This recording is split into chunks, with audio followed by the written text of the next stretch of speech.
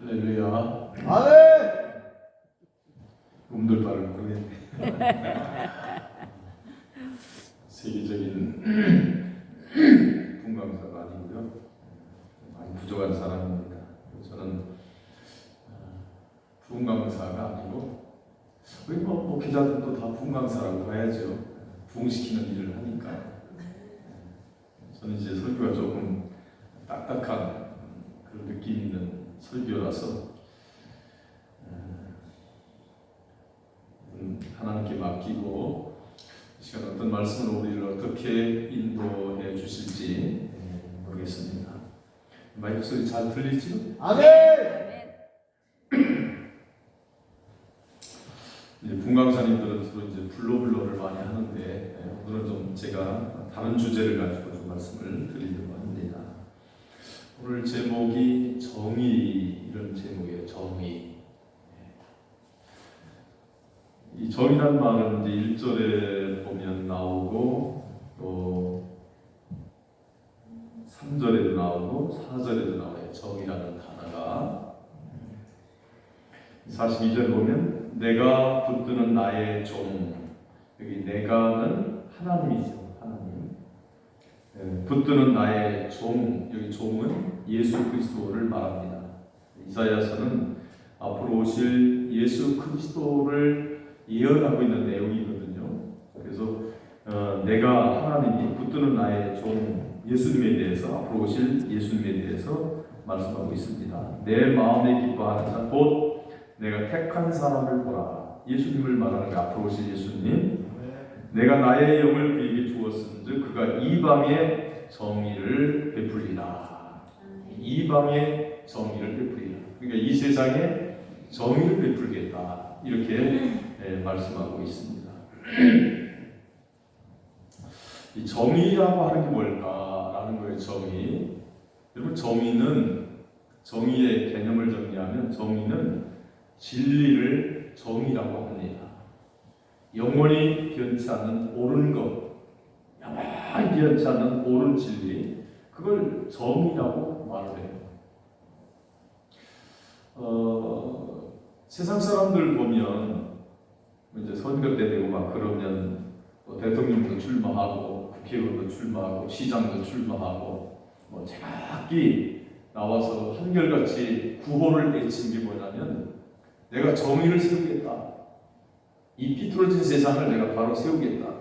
다 누구든지 그런 구호를 외쳐요. 이 세상을 내가 정의를 세우겠다는 거죠. 내가 나서서 내가 대통령이 되어서 내가 시장이 되어서 내가 국회의원이 되어서 정의를 세우겠다. 다 그렇게 말을 합니다.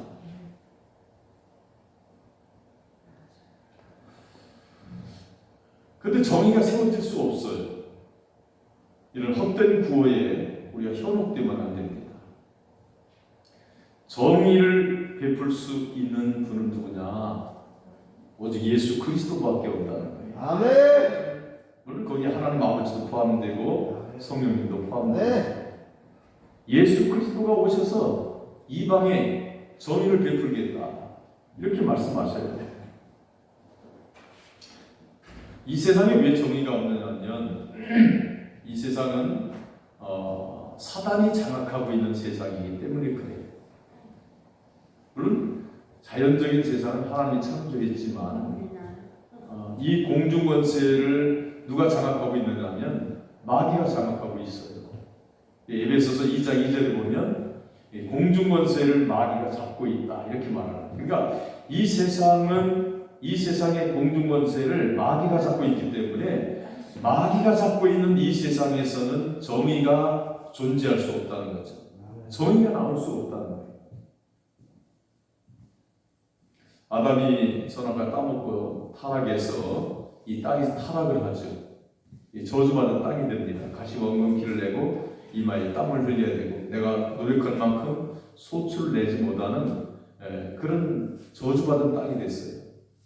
여러분 이 저주받은 땅에서는 결국 정의가 나올 수 없다는 거예요. 진리가 나올 수 없다는 사실. 진리는 천국에만 진리가 가득합니다. 네. 할렐루야.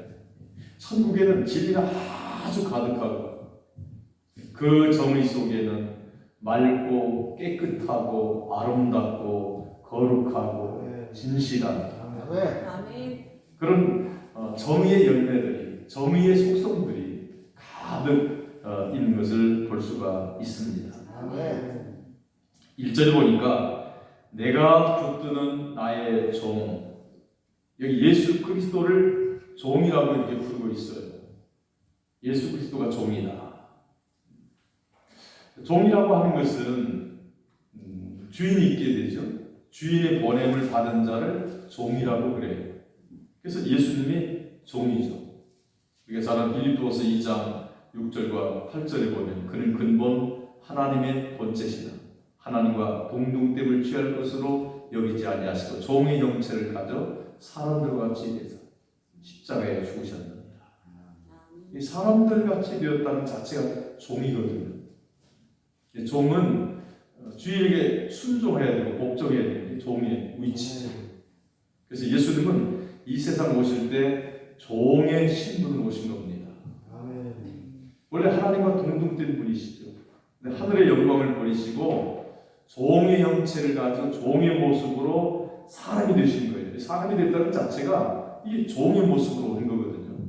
이 종은 하나님 앞에, 주인 앞에 완전히 순종하고 복종해야 되는 게 종의 자세입니다. 아멘. 그래서 마태복음 24장에 보면 그런 말씀이 있어요. 그 마지막 때에 대해서 말씀하면서, 물론 그 마지막 때는 십자가 때를 말하지만, 나도 모르고 하늘의 천사들도 모르고 오직 내 아버지만 아시느니라. 이렇게 말씀하는 구절들이 있어요. 그죠? 나도 모르고, 어느 때냐고 물어볼 때, 그 때에 대해서 나도 모르고 하늘에 있는 천사들도 모르고 내 아버지만 아시느니라. 이렇게 말씀해요. 해석이 좀 어렵거든요. 근데 여러분 예수님도 하나님 되시잖아요. 성자 하나님. 예수님이 모르는 게 어디 있어요? 모든 걸 다 통달합니다.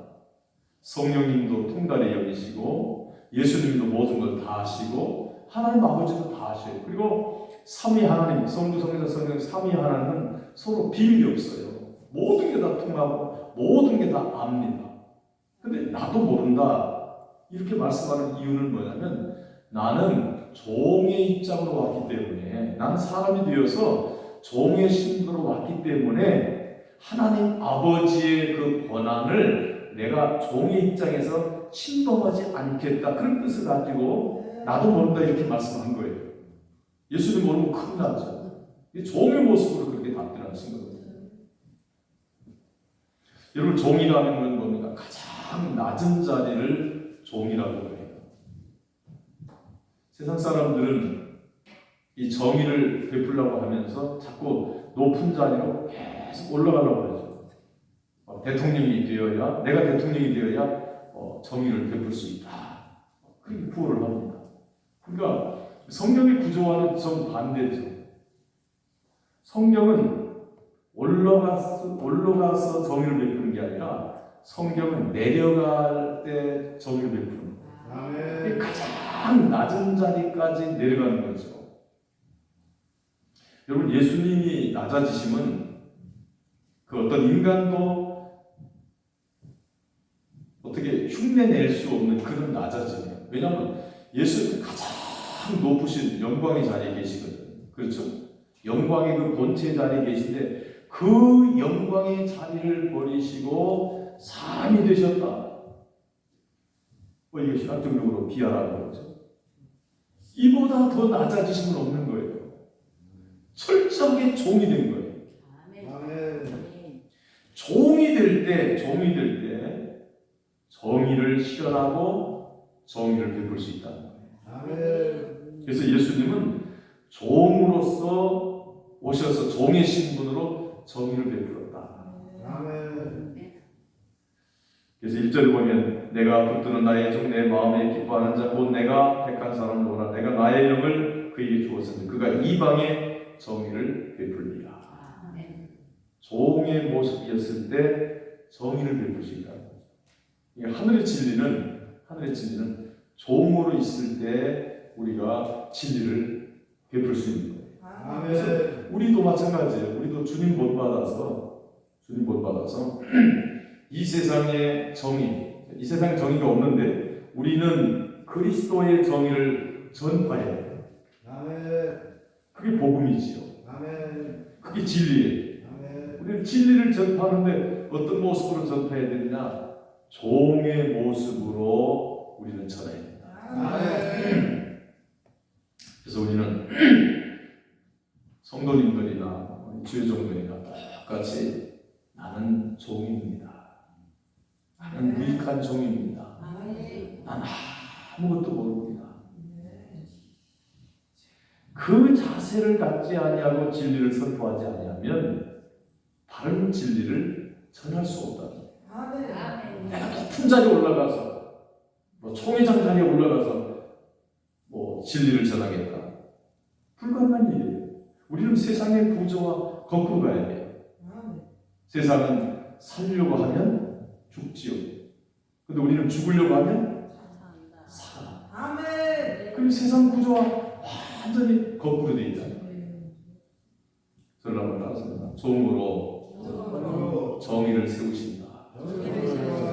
종으로 정의를 세우신다. 종의 신분으로만 진리를 세울 수 있습니다. 아멘. 2절을 보면 뭐죠?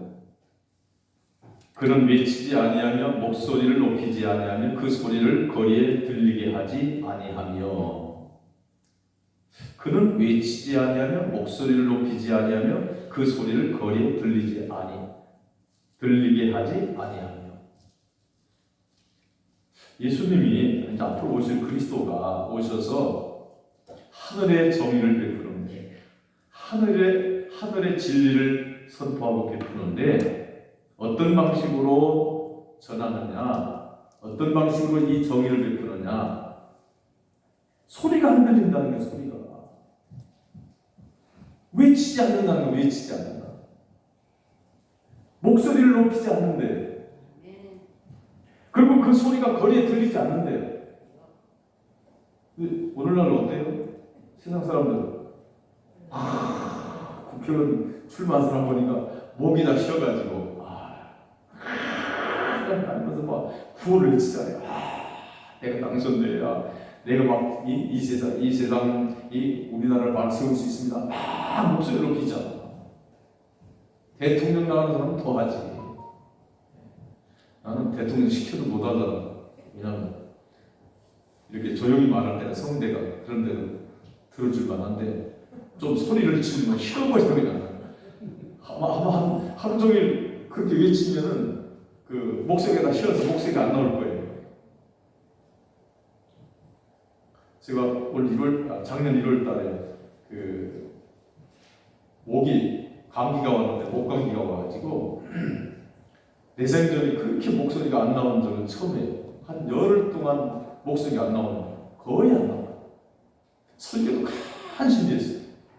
근데 그때 1월 달에 한 달 동안 극동방송에서 신년 4분 칼럼을 해달라고 해서 가서 녹화를 하는데 내 생전에 이렇게 목소리가 안 나오는데 병원 가서 약도 먹고 용각산도 먹고 소리가 들리지 않는 용각산도 먹고 막 그런데도 안 나는 거야. 너무너무 고민하니까 그 극동방송 녹화하는 여자 PD가 그러더라.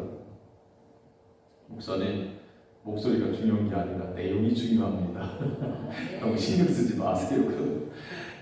한심히 녹화해가지고 만난 동안 내보낸 적이 있었는데 저는 이제 코로나19를 아직 겪지를 못했어요. 여러분 다 거의 다 겪으셨죠? 네. 우리 아내도 우리 사모도 안 겪고 나도 안 겪고 근데 딸을 아들 외손주 친손주 전부 다 걸렸거든. 다 걸렸다. 근데 저하고 우리 사모만 안 걸렸어요. 근데 내가 가만히 생각하니까 그 1월 달에 거쳐간 것 같아. 그때 목감기 왔을 때.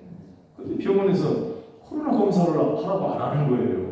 목감기로만 알고 처방을 해주는데 안 낫더라고. 그래서 내 생각은 그때 그놈이 다녀갔나.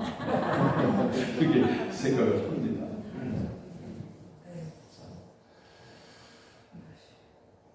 이게 우리는 이제 그래서 이제 늘 그 유세하는 장면을 보면 야 나는 저거 하나보다 못하겠다 그런 생각이 들어요. 정치도 이게 성대가 좋은 사람이 정치를 하는구나 이런 생각을 늘 해봤어요.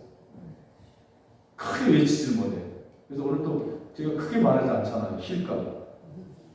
그래서 제일 약하게 통성기도가 어떤 사람은 막 20분 30분 통성기도 하잖아요. 막 소리를 산에 가서도 그렇게 기도하면 목이 그냥 확 쉬어버려요. 그래서 저는 아무리 소리를 질러도 목이 안 쉬는 분들 보면 그런 목사님들 보면 그렇게 부럽더라고. 네? 그런 분들 보면 그렇게 부러워. 자, 아니 저렇게 성대를 쓰는데도 목이 안 쉬나. 여러분 정의를 베푸는 것은 정의를 어떻게 베푸느냐? 소리가 안 들리게 정의를 베푼다는 거예요. 길거리에 들리지 않는데요. 그럼 막 높이지 않는데 정의는 진리는 그렇게 전하는 것이다. 정의는 그렇게 선포된다. 이게 무슨 말일까라는 거예요.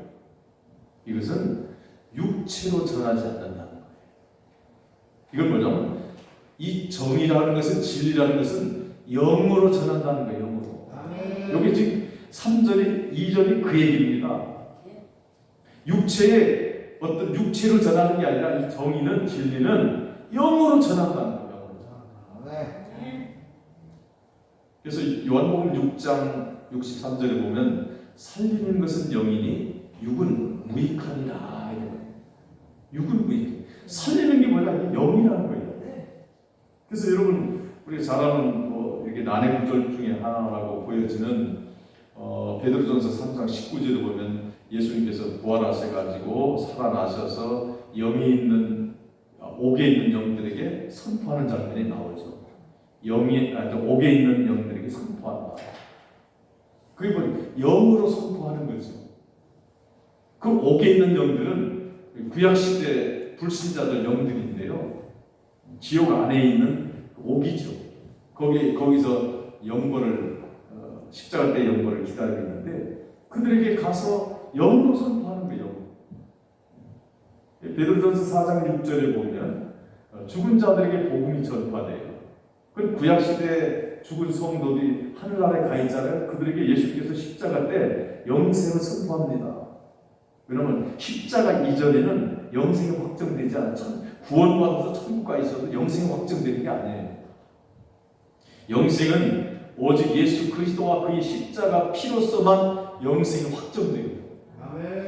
그래서 아브라함이 천국에 가 있어도 생명을 얻어서 구원을 받아서 천국에 가 있지만은 아직 영생이 확정된 게 아니에요. 영생은 반드시 예수 그리스도의 십자가 피로서만 영생이 되거든요.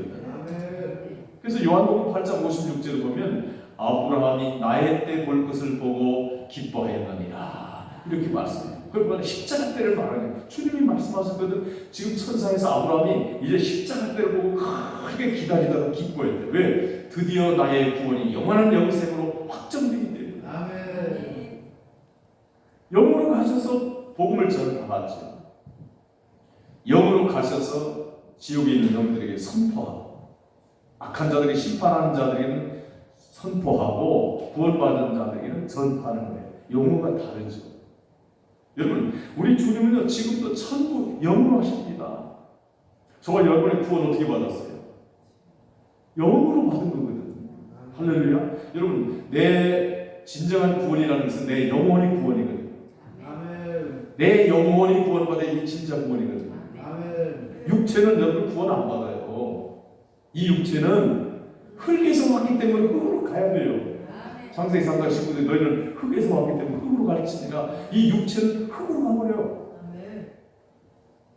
그러면 부활은 안 되나요? 부활은 되지. 성경에서 부활은 된다고 말하니까. 근데 그 부활은 이런 몸뚱아리의 부활이 아니에요. 이런 몸뚱아리의 부활이 아니라 아주 신령한 새 몸으로 줍니다. 재림때. 그걸 부활이라고 말해요. 우리 전도사님 휠체어 타는 모습으로 부활했으면 좋겠어. 재림때. 노죠. 이런 몸뚱아리로 부활되지 않아요. 혹시 궁금하게 제가 얘기 꺼내놓고 궁금하게 생각할지 몰라서 성경을 마가복음 12장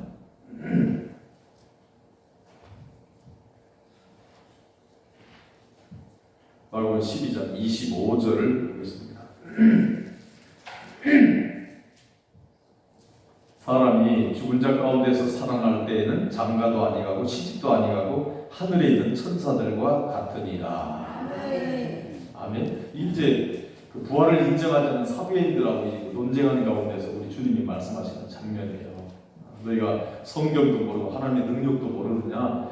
재림할 때는 부활을 하는데, 자, 재림할 때 부활을 한다. 근데 부활을 하는데 그때는 어떤 모습이냐? 시집도 가지 않고 장가도 가지 않는다 이 말이에요. 여러분, 이게 재림 때 이게 전 세계 신학비가 이게 정리가 잘 안 돼 있는데요. 신학자들도 정리가 안 돼 있어요. 그런데 주님은 예수님이 답을 딱 주셨어요. 여러분, 시집도 안 가고 장가도 안 간다는 게 무슨 뜻일까요? 그게 지금과 같은 이 남녀의 형태가 아니라는 거예요. 남자 여자의 형태가 아니라는 거예요. 여러분, 시집 가고 장가 왜 가죠? 심심해서 갑니까? 뭐 말똥 먹으려고 합니까? 애 낳으려고 합니까? 주 목적이 뭐예요? 결혼하는 것은 주 목적이 번식이에요. 애를 낳는 거예요. 그래서 번식을 위해서 남자와 여자로 창조했거든요. 그런데 재림 때에는 남자 여자의 형태가 아니라는 거예요. 이런 형태가 아니라는 거죠. 그럼 어떤 놈이냐? 하늘의 천사들과 같다는 거예요. 나는요, 하늘의 천사들에 대해서 어떤 모습일까 저는 몰라요. 왜? 성경에서 자세히 밝히고 있잖아요. 그러나 예수님께서 천사와 같은 몸이 된다라고만 얘기하신 거예요. 그런데 두 가지를 예측할 수 있어요. 첫째는 너무너무 아름답다. 아멘도 안 하네. 재림할 때 우리의 몸을 부활시켜 주는데 큰 몸을 부활시켜 주는 게 아니라 새 몸을 주는데 너무너무 아름답다.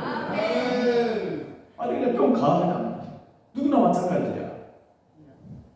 여러분 못생긴 천사 봤어요? 두 번째는 너무 젊다는 거야. 너무 젊어. 여러분 늙은이 천사 봤어요? 천사는 다 젊은 사람으로 사람의 모양으로 나타날 때도 젊은 사람으로 나타나지 할아버지로 나타나잖아요. 네. 할아버지로 나타나는 것은 마귀야. 여러분 그 사무엘의 영을 사울 왕이 불러 이렇게 드리는 게 있죠. 이렇게. 네. 그게 진짜 사무엘이 아니거든. 그게 귀신이거든. 귀신이 사무엘을 이렇게 위장한 거예요. 왜 위장했느냐? 첫째는 땅에서 올라왔다는 거야. 만약에 진짜 사무엘이면 하늘에서 와야 돼. 땅에서 올라와, 땅에서. 두 번째는 노인의 모습이라는 거야. 천국 가는 젊은 모습이어야 되는데 노인의 모습이야. 세 번째, 사무엘이 아닌 이유는 왜 나를 불러서 성가시게 하려고 짜증을 내. 여러분 천국 간 사무엘이 짜증내겠어? 그 세 가지를 보면 이게 마귀가 위장하는구나. 사울 왕이 썩는 거지. 천사는 너무 아름답고 젊어요. 저는 재림 때 기대하거든요. 그리고 우리가 이 세상 살면서 짤막한 인생 살면서 살다 보면 고장이 나잖아. 고장. 저도 우리 교회 권사님들, 장로님들, 권사님들 보면 요즘 안타까워요. 교회 애천을 돌아가면서 시키는데 자기들이 짜서 하는데 다들 힘들다고 그래요. 허리가 아프고 다리가 아프고 다 힘들다고 그래요. 이거 그냥 뭐 다 바꿔 낄 수도 없고 이 흙몸이기 때문에 다 고장이 나. 저도 나이가 60대인데요. 저도 막 다리가 고장이 나서 어저께 침 한참 맞고 왔다니까. 한의원 가서. 자, 우리는 큰 몸을 털어야 우리의 영혼이 천국에 갑니다. 여러분 천국 갈 때 영원히 가지 육체가 따라가지는 않아요. 그래서 우리의 영혼이 아담의 원죄로 인해서 우리의 영혼이 새카만 죄로 원죄로 가득해 있었는데 예수 그리스도의 십자가 보혈 피로 성령으로 말미암아 그 죄를 깨끗이 씻어서 우리를 구원해 주신 줄로 믿습니다. 이게 영으로 하신 일이거든요. 여러분 구원은 영으로 하세요. 심판도 영으로 하시고 구원도 영으로 하셔요. 저를 한번 따라서합니다. 영으로 정의를 세우신다. 영으로 정의를 세우신다. 구호를 하고 막 목소리 막 하고 해서 정의가 세워지거나 정의가 선포되는 게 아니라 정의는 영으로 정의가 세워진다. 4절을 보겠습니다. 3절 상한 갈대를 꺾지 아니하며 꺼져가는 등불을 끄지 아니하고 진실로 정의를 시행할 것이며. 여기가 상한 갈대를 꺾지 아니하고 꺼져가는 등불을 끄지 않는다. 이건 뭐냐면 연약한 자를 살리는 거죠. 죽어가는 자를 살리는 거죠. 죽은 자를 살리는 겁니다. 이걸 뭐라고 그러냐? 이걸 생명의 역사가 이렇게. 진리는 정의는 살림으로 인해서 새로운 생명을 만들어서 죽은 영혼을 살려서 그 생명으로 정의를 세우는 겁니다. 그래서 예수님은 우리를 살리기 위해서 십자가에서 죽으셨어요. 친히 죽으셨어요. 여러분 가장 낮은 자리가 뭐냐면 하나님께서 전능하신 하나님께서 사람이 되셨다. 이거 엄청나게 낮아지시거든요. 그런데 여기서 더 낮아져서 사람을 섬깁니다. 내가 온 것은 섬김을 받으려 함이 아니라 도리어 섬기려 왔다 그래요. 아니 사람을 섬겨요? 여러분 엄마 아빠가 자녀들을 섬겨요? 안 섬겨요? 네? 애기 낳았어. 애기를 부모가 섬겨요? 안 섬겨요? 부모가 섬기잖아. 그래야 사는 거예요. 만약에 부모가 이 가난한 애기를 안 섬기면 애가 죽습니다. 섬겨야 돼. 하나님이 이 세상에 오셔서 사람이 되셔가지고 우리를 섬깁니다. 그런데 거기서 더 내려요. 어디까지? 죽음의 자리까지. 이 죽음으로 그분이 죽으셨기 때문에 그분으로 해서 우리가 생명을 얻은 거예요. 저를 따라서입니다. 죽음으로 정의를 세우신다. 그래서 우리는요, 이 세상에서 어떻게 하면 우리가 이 정의를, 즉 진리를 전할까? 소리를 지른다고 되는 건 아니다. 구호로 되는 건 아니다. 종의 모습에서 전해야 되고, 영으로 전해야 되고, 죽음으로 전해야 되고. 그래서 우리의 싸움은 에베소서 6장 12절에 보니까 우리의 싸움은 혈과 육에 대한 것이 아니요. 권세들과 정세들과 이 어둠의 악한 영들, 하늘에 있는 악한 영들과 대항이라고 말하죠. 한번 찾아볼까요? 에베소서 6장 12절 316조 에베소서 6장 12절 316조.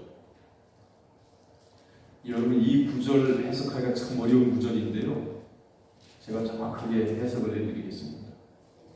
자, 우리의 씨름은 이 말, 우리의 싸움은 그 말이죠. 자, 우리가 열심히 싸워야죠. 네? 싸워야 되는데 우리의 싸움은 혈과 육을 상대한 것이 아니다. 혈과 육이 뭘까요? 혈과 육. 여기 뭐냐면 사람 외모, 사람 상대하는 게 아니라는 거야. 그래서 우리는 사람 상대를 하게 되죠. 자꾸 눈에 보이니까.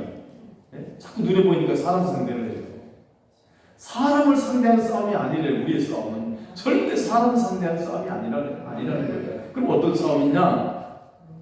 통치자들과 권세들과 이 어둠의 세상 주관자들과 하늘에 있는 악의 영들을 상대합니다. 여기 하늘은 하늘나라를 말하는 게 아니라 공중권세 자본자, 아까 에베소서 2장 2절에서 말하고 있는 공중권세 자본자를 말합니다. 그러니까 지금 여기 통치자들, 권세, 어둠의 세상 주관자들, 하늘에 있는 악한 자들은 이 같은 공통어입니다. 이게 뭐냐면 마귀를 다양하게 표현해 줍니다. 마귀가 사단이 이 세상에서 다양한 방식으로 우리를 통치하려고 그러고 이 세상을 주관하기 때문에 마귀의 다양한 통치 방식을 지금 설명하는 거예요. 이게 사람이 아닙니다. 왜냐하면 이미 처음부터 우리의 심은 혈과 육을, 즉 사람을 상대하는 것이 아니다라고 이미 전제를 했어요. 그럼 누가의 싸움이냐? 통치자들, 권세들, 어둠의 세상 주관자들과 하늘에는 악한 영들이다. 이게 사단이에요, 사단. 아멘. 우리의 싸움은 사단과의 싸움이에요. 어느 날 아이를 가지고 있는 아버지가 있는데 이 아이가 불에도 들어가고 물에도 막 들어가고 애가 그냥 정신없는 거예요. 그래서 예수님 앞에 데리고 옵니다. 예수님께 그러죠. 선생님 좀 할 수만 있으면 이 아들 좀 고쳐주세요. 그러니까 예수님이 할 수 있거든요. 무슨 말이냐. 믿는 자에게는 능치 못함이 없느니라. 그러면서 귀신을 막 쫓아내잖아. 그죠? 애가 막 죽은 것 같이 쓰러지잖아. 그 아이의 손을 다 일으키죠. 애가 살아납니다. 멀쩡해졌어요.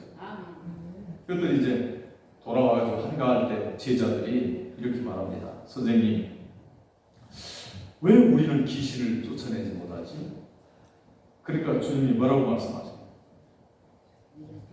기도 외에는 이런 누가 나갈 수가 없다. 그러니까 귀신을 쫓는 데는 기도 이외에는 이 귀신이 나갈 수 없다는 거죠. 물리칠 수 없다는 거예요. 그러면 귀신을 몽둥이 눈에 보여야 몽둥이로 때리지. 눈에 안 보이는 영적 존재잖아요. 그래서 저와 여러분이 지금 싸우면 이 영적 싸움. 영적 싸움. 조금 이 자리에서 얘기가 조금 불편하긴 합니다만 요즘 이제 목사님들 보면 어디 가서 데모하고 사람 상대해서 구호를 외치고 하는데 저는 하고 싶은 분들은 하세요. 저는 반대예요. 왜냐하면 그 사람과의 싸움이 아니라 우리의 싸움. 특히 목회자들은 이 사람과의 싸움이 아니에요. 악한 영들과 그 배후에서 역사하는 악한 영들. 그럼 악한 영들과의 싸움인데 이 악한 영들과 어떻게 싸우나? 기도가 싸우는 거예요. 기도. 기도하면 됩니다. 여러분 기도를 누가 앞에 하는 거예요? 하나님 앞에 하지요.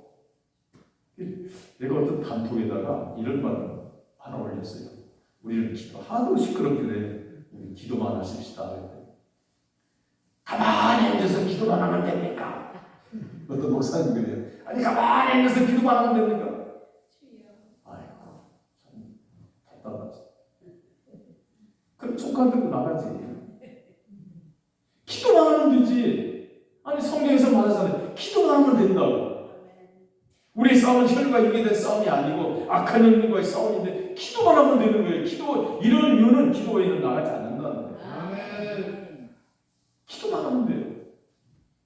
아무것도 안 하고 기도만 하면 됩니다. 왜 그런지 아세요? 기도하면 하나님이 합당하시면 응답을 해주십니다. 하나님이 손을 대버린다. 그러면 하나님이 손 대면 무서운 거예요. 어떤 그 도구를 통해서라도 하나님이 손 대버리거든. 그럼 끝나버리잖아. 근데 왜 기도하지 않느냐면 하나님에 대한 믿음이 없어서. 아니 가만히 앉아서 기도만 한다고 되나? 직접 가야지만 싸워야지. 아니에요. 성경을 너무 몰라요 목사님들이. 여러분 구약의 방식과 신약의 방식은 달라요. 구약은 율법 시대이기 때문에 율법 속에는 영수가 없어요. 애누리가 없다고. 그냥 무조건 율법이야 구약은. 여러분 다윗 왕이 간음죄를 짓고 살인죄를 졌을 때 나단 선자를 보내죠. 그 선지자가 왕에게 가서 얘기합니다. 비유를 들어서 얘기해요. 회개를 촉구하는 거지. 그도 엉뚱한 말을 하잖아요. 그 사람이 바로 당신입니다. 그리고 와요. 아마 지금 같았으면 나 같았으면 딱일라는데 때렸을 거예요. 이 얼굴이 뻔뻔해가지고 이놈이. 전혀 왕에게 손을 안 대요. 왜냐하면 하나님의 기름 부은 자이기 때문에 권세는 하나님께로부터 왔기 때문에 나단 선자가 절대 손을 안 댑니다. 그게 구약의 방식이에요. 그리고 구약은요 선지자를 통해서 왕에게 이렇게 죄를 지적할 때 구약의 선지자는 하나님이 그 입에다가 예언을 던져요. 그리고 그 예언을 그대로 전하는 겁니다. 거기에 자기의 생각을 보탠다든지 자기의 말을 보태면 안 돼요. 넣거나 빼면 안 됩니다. 구약은 선지자 입에다가 말씀을 넣어주면 그대로 전하는 거예요. 그게 끝이야. 회개 안 하고 뭐 안 하고는 본인이야. 본인이 잘못하면 하나님이 손을 내요. 그게 구약의 방식이에요.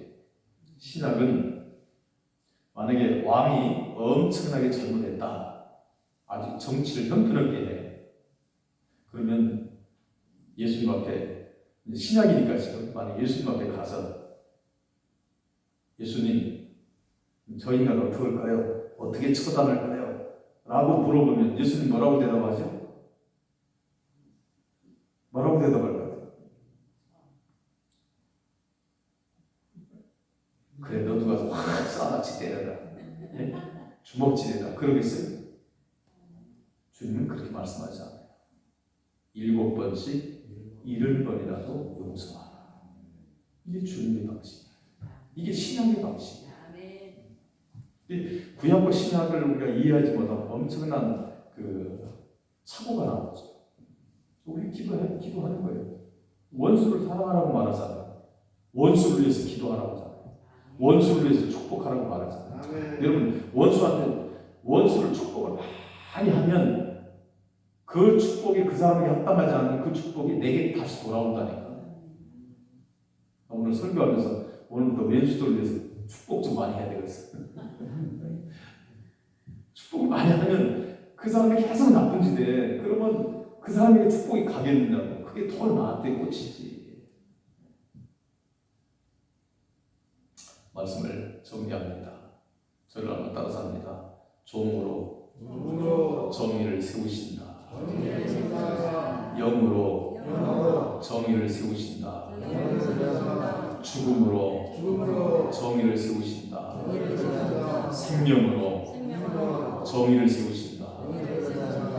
시간 함께 통성으로 기도하겠습니다. 우리가 악한 영들을 쫓는 방법은 기도밖에 없습니다. 그리고 우리의 질병도 우리의 부주의에 의해서 질병이 생기기도 하지만 대개 보면 질병의 배후에는 항상 또 마귀가 있어요. 그래서 항상 마귀를 쫓으면 마귀를 대적하면 질병도 떠나고 그리고 우리가 영적 싸움에서 승리할 수 있습니다. 반주가 좀 여기서 해주실 거예요. 예. 안 계셔? 음악을 좀 틀어주세요. 예, 통성기도 말씀해 주십시오. 거기서 틀면 되죠? 목사님 쓰시면 될 거예요. 네. 몇 번 누르시고 모르시고 여기서 누르면 몇 번 누르면 930 누르세요. 그러면. 930.